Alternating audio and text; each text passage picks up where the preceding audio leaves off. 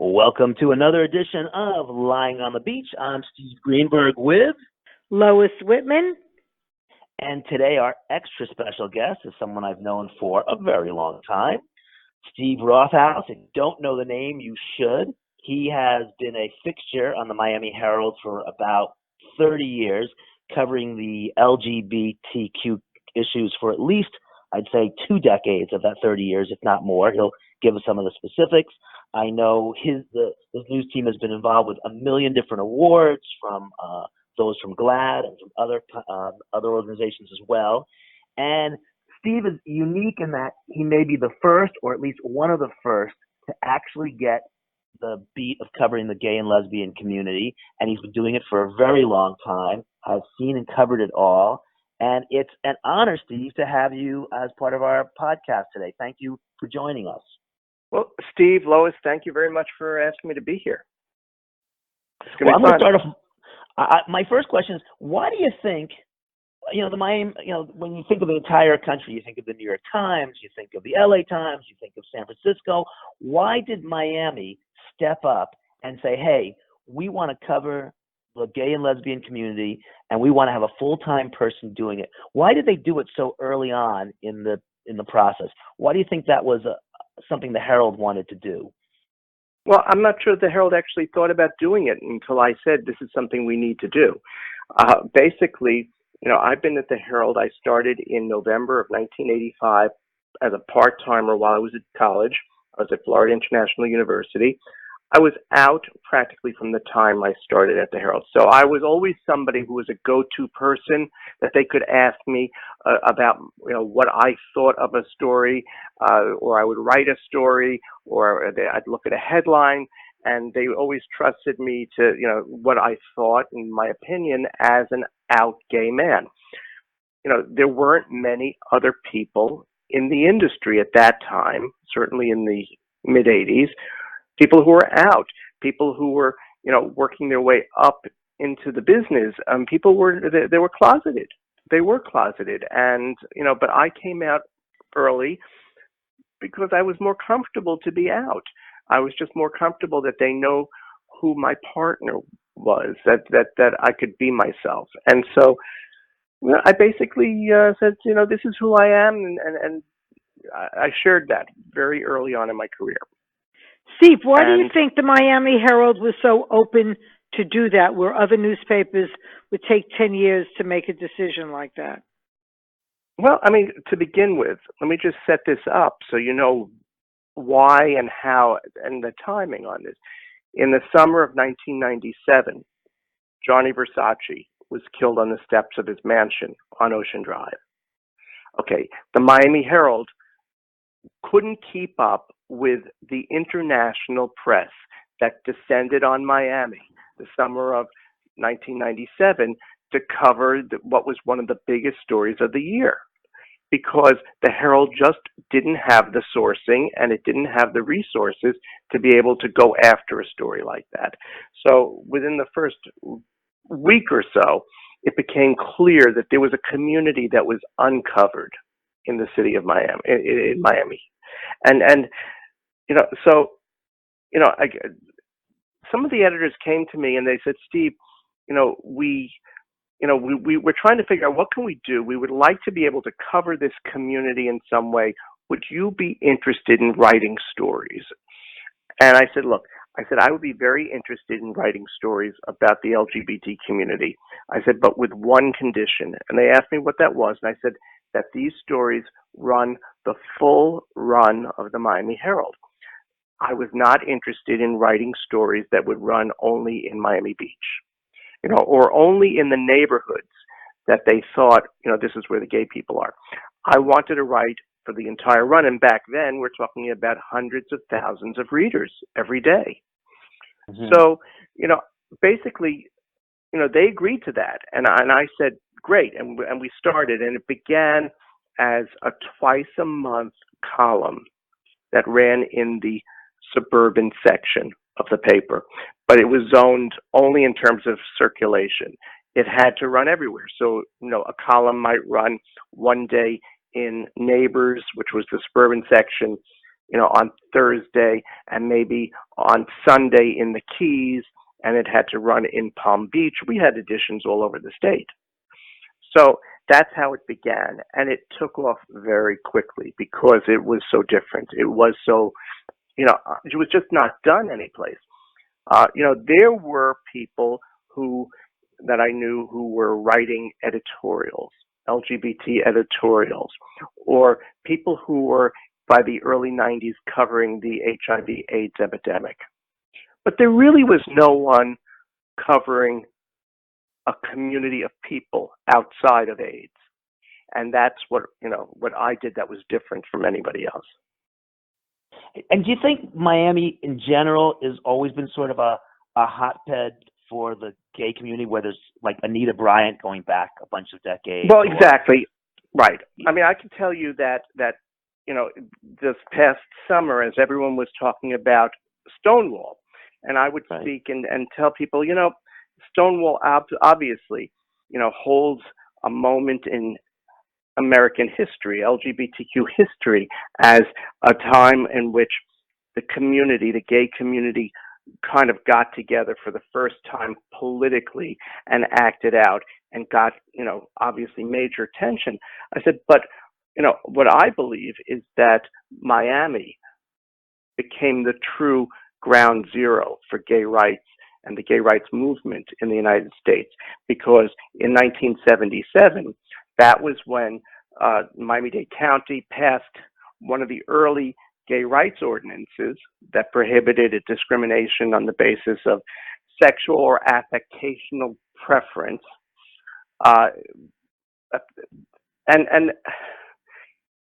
Within 2 weeks, Anita Bryant, who was the Florida Orange Juice spokeswoman, came to the commission and she said, if you pass this, we're going to repeal it. We're going to take it down. And within 3 weeks of that, of passing the ordinance, by going to churches on Sundays, they had enough petitions signed that it actually got on the ballot. And for the next 5 months, this story played out not just in Miami, but all over the country. And where Stonewall, to me, was a story that, people within the LGBT community may have known about it, people within the New York community might have known about it, but people in Middle America, they weren't talking about Stonewall, but they were talking about what was happening in Miami. They were talking about Anita Bryant. They were talking about, Walter Cronkite doing his 6:30, 7 o'clock news, talking about gay rights. So suddenly, this became a talk story everywhere, and everybody had an opinion. And there were so many activists on both sides that were so vocal. It was such, Miami really is the incubator for all of those issues. Well, not just gay rights, but as a result of that, as a result of Anita Bryant, we saw the beginnings of the Christian Coalition. And we're talking about 1977, now into 1978, so that by the time Ronald Reagan ran in 1980, you had a full-fledged coalition of conservative religious activists who, they stood behind him and helped him get elected. Steve, this was the dawn of that. It's really, you and I have both kind of lived through so much of this here in South Florida that it's amazing that it all happened during our lifetime. But, I wonder, over the years, have you had a lot of pushback from readers or people in the street or whatnot?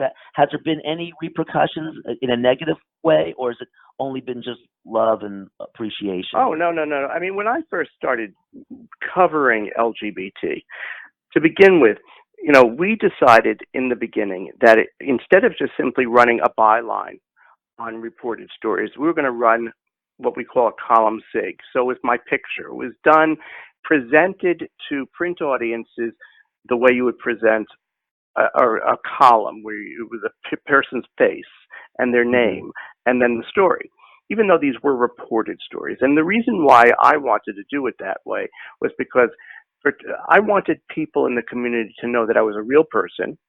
I wanted them to know that, I was accessible, but I also believed that if I ran my name and my picture with every story, that it would be easier for other people to be comfortable to work with me so that their pictures could be in the paper, that their names could be.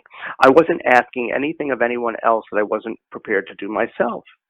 I mean, Right. I grew up in this town. I moved to Miami in high school, and I went to college here. And, it's the only place I've really lived my entire adult life.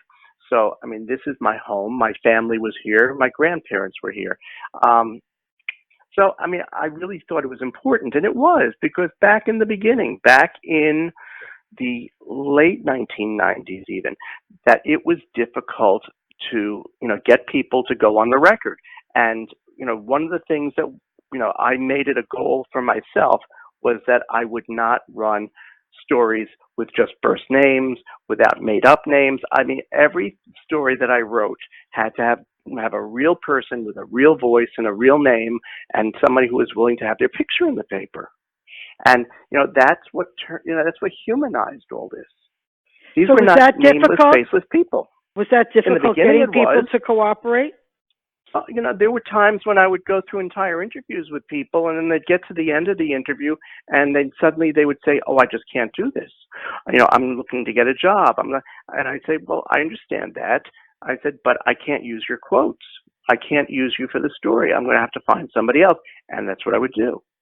I would have to Amazing. work to find people who were prepared and willing to go on the record with their names. There And really should be a that's movie about you and what you did, really, just like Harvey Milk. I mean, really. I mean, there's probably so many things that you don't remember that would have such an influence on life or give people a true perspective of what happened so that going forward that they would have the courage to do these things as well. It's pretty amazing. But I think it is Steve, amazing. yeah. Steve And is Steve, also talking to say, about, did you ever walk around where somebody threw a pail of water at you because they didn't want to know well, about? right. I mean, so yeah, obviously, I mean, people were very taken back by what I was doing, by the Herald's presentation of this column.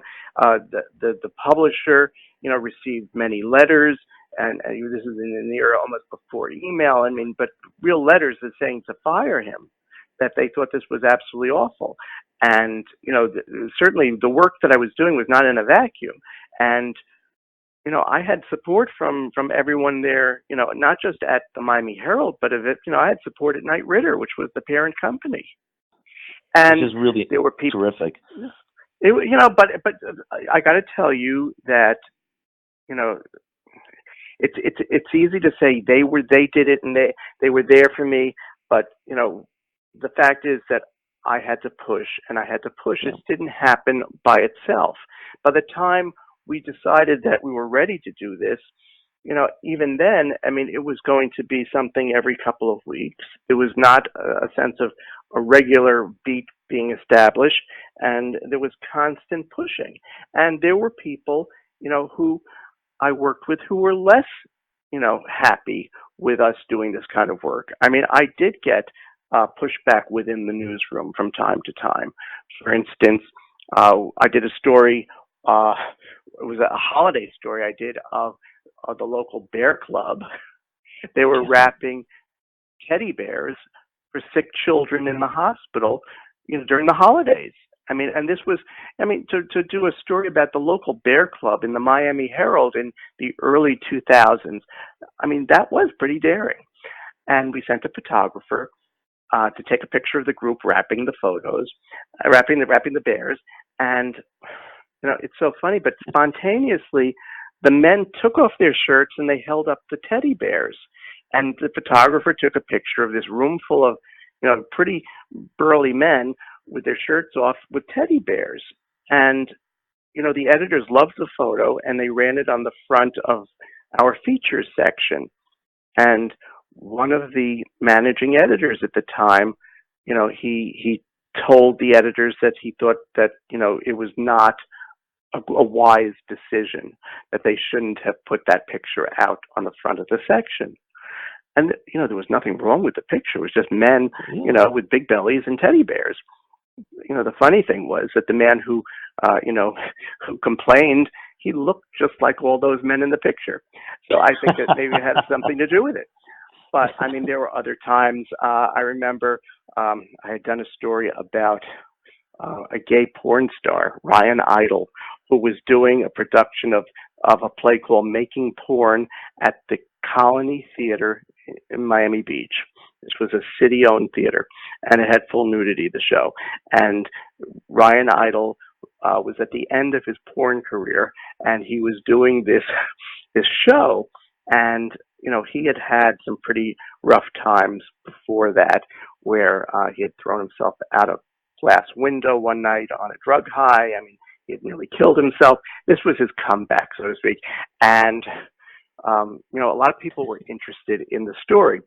And at the time, one of the editors of a magazine in Key West called me and he said, "Would it be okay if we reprinted your story?" And I said, "Well, I have no problem with that, but I have to get permission because, the story's owned by the Herald." So I approached the executive editor at the time and I said, "I have a question for you." And he said, "What is it?" And I said, "Well, I've gotten a call from this magazine in the Keys. They'd like to rerun the story that I wrote." He said, "Oh," he said, "the story I hated." Oh, boy. I said, "Yeah." He says, "Okay, tell them it's okay. They can run it." But, that was the kind of thing that, the story I hated, but yes, they could go rerun it. And it's like, fine. I had a friend at the Herald who she would always say to me, "Just get it in the paper. Worry about it later. Get it in. Because once it's in, it's done." And she was always right. Just get it in. Deal with it later. But Steve, it seems like you had the personality, the perfect personality to be able to pioneer this thing, because other people would have been sensitive or annoyed or, would have been disrespectful to their employer. You just did your job as a true reporter. It. Yeah, go ahead. But you hit on it. You hit on it. I was doing my job. I had been trained to be a reporter. I had been a reporter at the Herald for 12 years before we actually took this on as a beat. I was already an editor. I understood what my role was there and in the community. And I knew that, I couldn't cut corners. I had to treat this as exactly any other beat. And if I could do that, then I was doing my job. Fabulous. And that's how we did it. It was just, and the other thing to keep in mind is back in the beginning, there was this sense among many editors, it's okay for Steve to be writing these kinds of feature stories, but we can't have him writing, the politics stories, the political stories, every time there's a referendum on gay rights. And why? Because he's gay and he can't be, from their perspective, I couldn't be, impartial, objective. Yeah, and it's right. like, and I say, well, that's ridiculous. I said, you're telling me that I can't be objective because I'm gay? I said, first of all, I'm out. So, I mean, it's all out there. I said, but would you tell, an African American reporter that he couldn't cover, civil rights? Would you tell a Hispanic reporter that she couldn't cover, Cuba because, she was born in Cuba or her parents were? They said, well, of course not. Well, I said, it's no different. I said, you trust me, whether it's editing the local section or, writing about LGBTQ issues, you trust me just as easily for both. And it's like, either you do, you don't. And so what happened? So what was their reaction? Well, they got it. They got it. And so, that's why, eventually, when gay marriage became the big story, I mean, I covered it. And I went to the court hearings. I mean, I covered it. That was, of all the stories that I wrote, the one story that, when people say, what was your biggest story? I would say probably that was the big story for me if I had to choose a story, because that's, that was history that was being made, not just in Florida, obviously, but throughout the United States. That was being in the right place at the right time. And, is it the be all and end all? Absolutely not. I mean, yes, but it was a sea change. When gay people were given the same recognition by the courts, for marriage, basically, we could achieve anything else. We haven't yet, but, when you're on that kind of equal footing legally, I mean, then you just keep fighting for the rest. So you never had like a drag down fight with anybody about anything, or there weren't scenes. You were just kind of mild mannered and just made it happen. How did that work out? Well, there were no more scenes or less scenes than anybody else in that newsroom. We all had scenes Right. from time to time. There were plenty of people who I saw slam their fists down on the desk. I did it plenty of times also. Slam the phone, except when it became our phones. Right. When it was their phones, we could slam it. I wouldn't slam my iPhone. Right.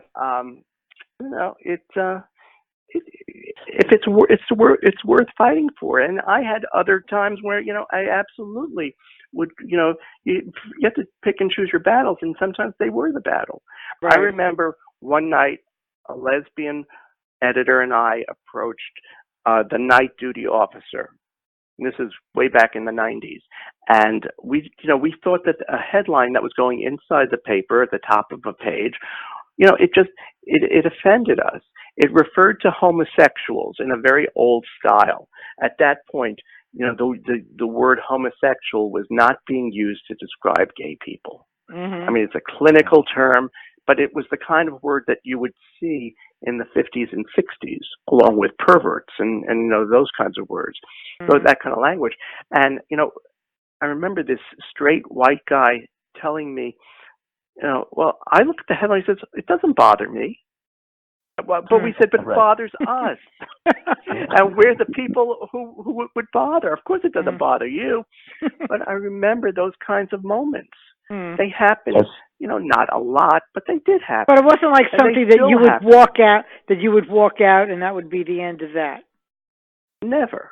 I mean, because that's not how I do business. I mean, I would never do that. First of all, I mean, your power comes from within, not from outside. Oh. If I were to walk out, then what? Somebody else would do it, or it wouldn't get done. So what is their position today? They don't have an editor that followed you.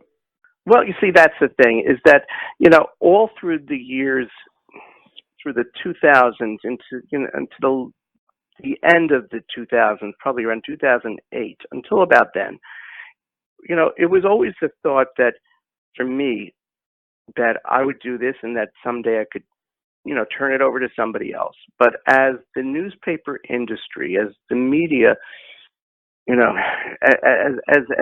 the news industry began to contract, it became more apparent to me that it was less likely somebody would do this, because they were letting go of people. They weren't hiring people. I mean, too many people have been let go. And when you look at the people who've been let go, the people who were let go first, they were the newest hires. Well, who were the newest hires? They were mostly the people hired, all through the 2000s. And these were people, young people, people of color, Hispanic people, gay people, women. I mean, they were the minorities. They were the people. There was an initiative in my company, at least, to hire people who could fully represent the readership.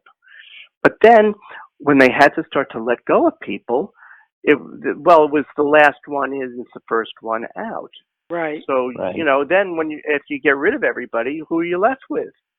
Older white people, who many of them, most of them don't speak Spanish, and they're not people of color, and they're older people that don't relate to younger people. So you completely have, you don't represent your community anymore.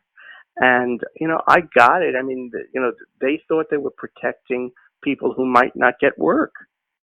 I mean, there was a reason why. I mean, because, the people who were let go from newspapers beginning around 2007, 2008, many of them never worked in the industry again. And if you were an older person, what were you going to do? So, and the business changed so much that I remember in 89 or 90 having to bring a tape over to the Herald for something, and you'd walk into that newsroom and it was like right out of a movie. It was like filled with people and tons of action. A TV newsroom is so small by comparison, and the Herald was amazing. Those newsrooms are gone. They don't exist anymore. It's so sad. They don't. Well, and people work from home. I mean, I just got done with a day's work and I worked at home. And, that's what newsrooms have gotten very small, and they're located remotely. They're not, newsrooms are not in the heart of downtown anymore. Right. Because it's too expensive. I mean, that McClatchy, which became the company that absorbed Knight Ridder, they sold the Miami Herald building around 2011, and we moved out in 2013, and the building was torn down, and it's never been rebuilt. I mean, there's nothing there. That's a vacant lot that's used, for art exhibits and those kinds of things until the developers who bought the property are ready to build high rises. But it's right now there's nothing. And the Miami Herald, what it did was they bought property in west of the airport in Miami, where it was less expensive. And so they're in the city of Doral, and it's pretty. Even though if you look at the map and they tell you it's the middle of Dade County, and it really is the center of Miami-Dade County, but it's not the center of government. It's not the center of, the politics of Miami-Dade County. It's just on the map, the center. So many people, to avoid the traffic, they just telecommute. And so you lose something, certainly. One last question I want to ask you. Do you find that, has it been documented, or has anybody actually come out and said you were the first to have this beat? Was there any? I always, in your intro, I said you were one of the first. Right. I know. We always do that. We always do that. Right. Well, as a journalist, you never say you're the first, or you never say you're the biggest or the best. Okay. In 2016, Columbia Journalism Review did a story about me, and they described me as a pioneer, how I pioneered the business. And, they said one of the first, because, there's always somebody out there who might say they've done something. You can't say with all certainty that anybody is the first or the best or the biggest or the... So, but you're the first. But we didn't know of anybody else.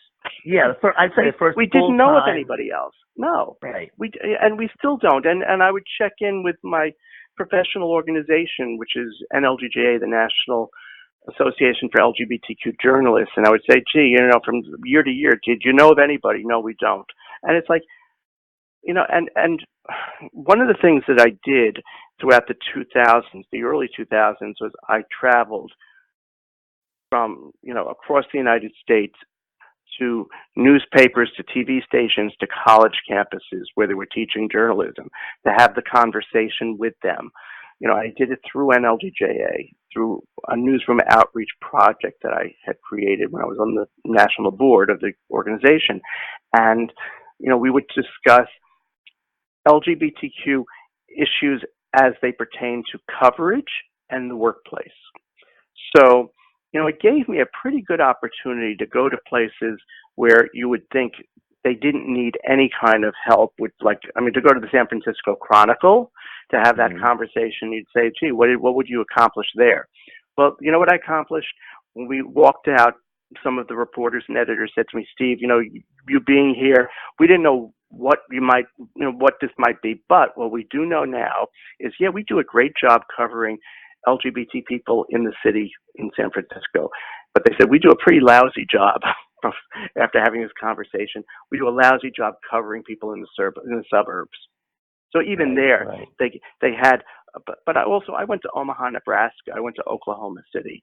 I went to Kansas City. I went to places where I didn't know anybody. I would make these cold calls to the newsroom saying, at the time I was night business editor at the Herald, and I was saying, I'd like to come to visit you to have this conversation. And no one ever said no. And, I must say that back then, Knight Ridder was subsidizing my travel. They gave me a $10,000 annual travel budget for 2 years to be able to hold these meetings, plus the time off. That was the depth of the commitment. That's amazing. It was amazing. Yeah. It was amazing. And, I received beautiful emails from reporters afterwards at these papers saying, we can't believe that our newsroom would have this conversation, that, and people who came out as a result, because they felt like, okay, the door has been opened. They're having this conversation, and these don't seem like such bad people, and so they could be themselves. But something, by coming out, by being yourself, it gives you, it empowers you to then be able to have a conversation about the coverage that you're doing. Right. I mean, it gives you the ability to say, here's a story that I'd like to do that, maybe nobody else would even think about doing that story. Or like if they saw the headline like I saw that bothered me, to say that headline bothers me. And that's why you shouldn't use it. And also, your view of the world is different. I think each person's view is different, but if you're coming from a different place, you're coming as a gay man into the world, or you're seeing the world a little bit differently, and that gives you an advantage in covering that aspect of it. I think it just is a natural, and the Herald was brave and smart to encourage it, and of course you were even braver and smarter to be the one to do it. And I've always thought you always were the quintessential professional, and you remain that to this day. So thank you. And the community embraced it. The community did embrace it. I mean, I must say that locally, nationally, I won a GLAAD Media Award in 1998, which was the year after I started, writing the column. And I used to joke, well, sure, it was just me and like one other person who was nominated, because back then nobody else was doing anything like that. So of course I won that award. But, but the fact is that through the years, I've had civic groups give me awards. I've had, LGBT groups give me awards.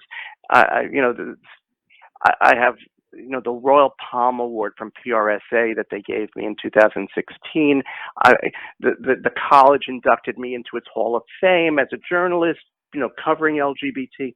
So, I've had a lot of recognition for this, and it always feels like a little weird to me to be honored or recognized for doing work that you love. And you don't do it for the awards. You don't go into it to get awards. You do it because you love the work, and it's like it comes naturally to you just to go out and do it. But then you realize you don't even think about it until they start to say, gee, this is special, this is interesting, this is different, and to say thank you. And to be able to do the work like that and never to have to compromise, and that's the other thing, not to compromise with your boss and not to compromise with the community. I mean, I remember the first time I was writing about an endorsement process by the local LGBT rights group. And they got very annoyed with me because I was asking them all these questions about how they were doing their endorsements. And they said, well, like, why are you putting us under a microscope? I said, because it's my job to do that. I said, you want coverage, you want recognition. Well, along with that, comes that kind of scrutiny. And I was just doing my job. Well, I can honestly say that from this point forward, I am going to say you were the first full-time reporter covering the gay and lesbian community with your face and name attached to it. It's an honor to know you. It's been an honor to have you on part of this podcast. And I think on this note, thank you very much. We're going to absolutely say a warm thank you, and hopefully maybe we'll do this again sometime soon. I'm Steve Greenberg with Lois Whitman. And we've all been lying on the beach. So long.